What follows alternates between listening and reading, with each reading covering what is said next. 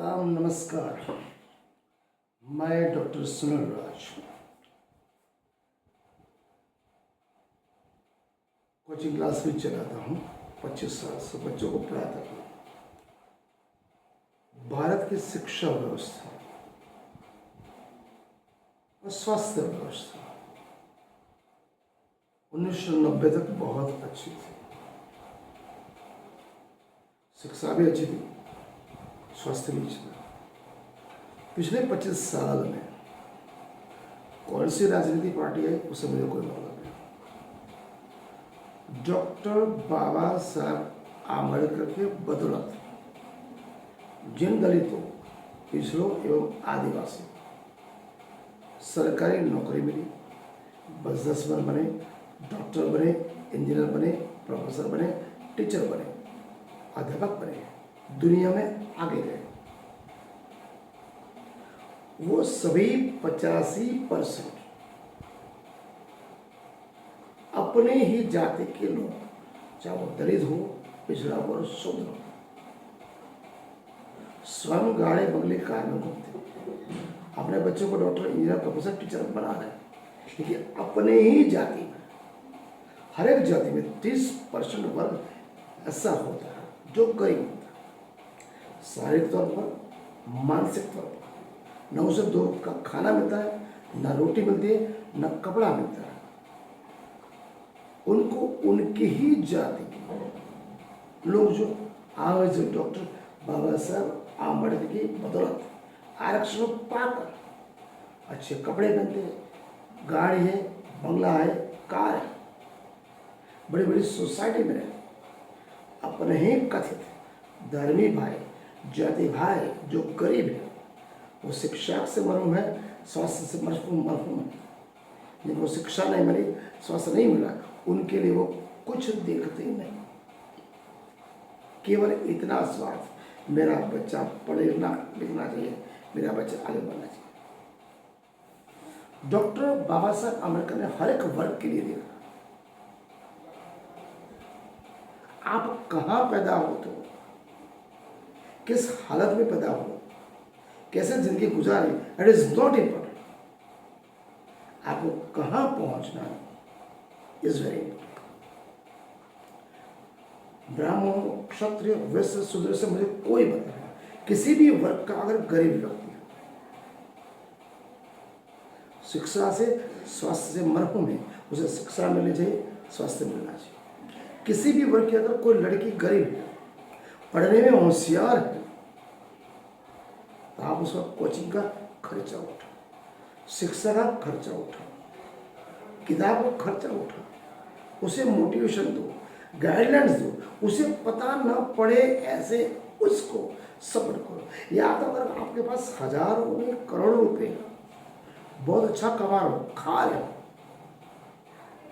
मंदिरों, मस्जिदों, गुरुद्वारा, चर्च में किसी भी धर्म गुरु, पुरोहित, पंडित को पैसा न दो, उसके बजाय जो गरीब है, 2 वक्त की रोटी नहीं मिल रही,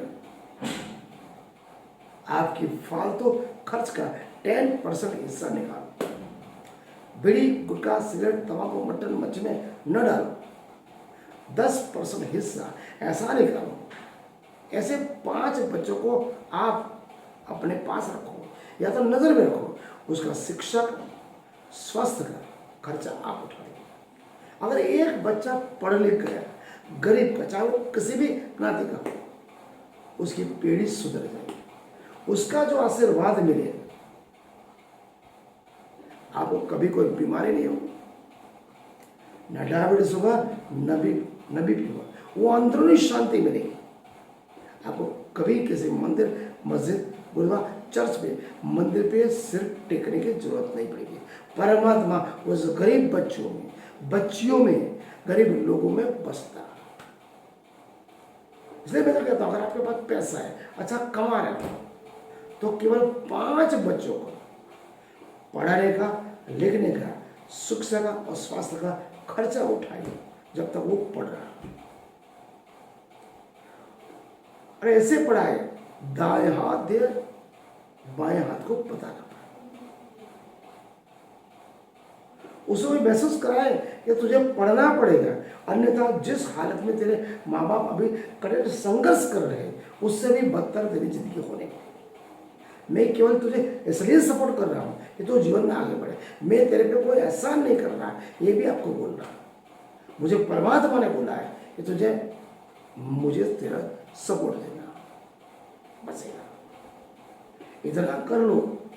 तो हर पेरेंट्स जो डॉक्टर बाबा साहब आम्बेडकर की बदौलत आरक्षण पाक है, बड़ी बड़ी गाड़ी बंगलों कार में घूम रहे हो, अपने बच्चों को तो पढ़ा रहे हो, अपनी पीढ़ी से सुधार, लेकिन अपने जाति में गरीब वर्ग देखो, आप तो बड़े गाड़ी कार में घूम रहे हो, उसको 2 वक्त रोटी, गरीब घर में कीचड़ में कमल खिलता है। अगर वो पढ़ लिख गया, एक फैमिली सुधर गई, उसकी पीढ़ी सुधर गई। यही पुण्य है, यही स्वर्ग है, यही नरक है।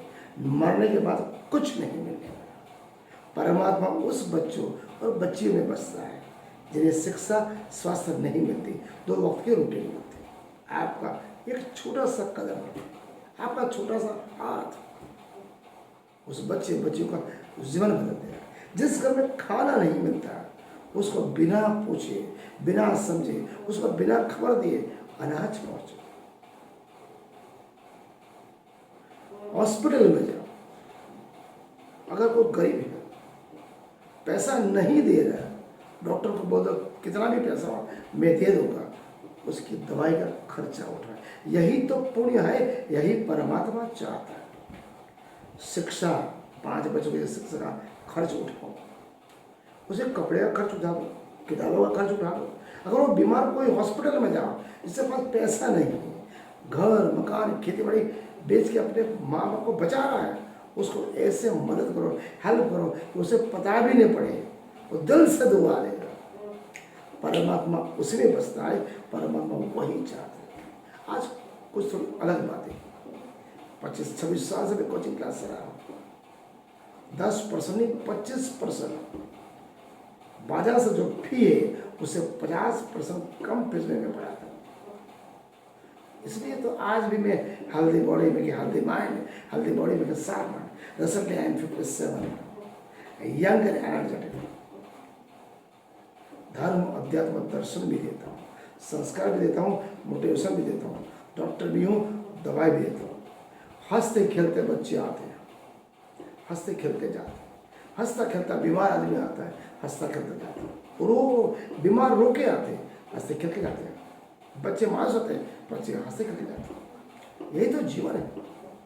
परमात्मा यही तो चाहता है, जैसे मैं दुनिया को सब कुछ मुफ्त में दे रहा हूँ, तुम भी दो अपने आमदनी का 10% हिस्सा गरीब बच्चों को शिक्षा और स्वास्थ्य के लिए, रोटी कपड़ा के लिए, बीमार के लिए रखो। परमात्मा इसी में राजी है। परमात्मा जिसमें राजी उसमें मैं राजी।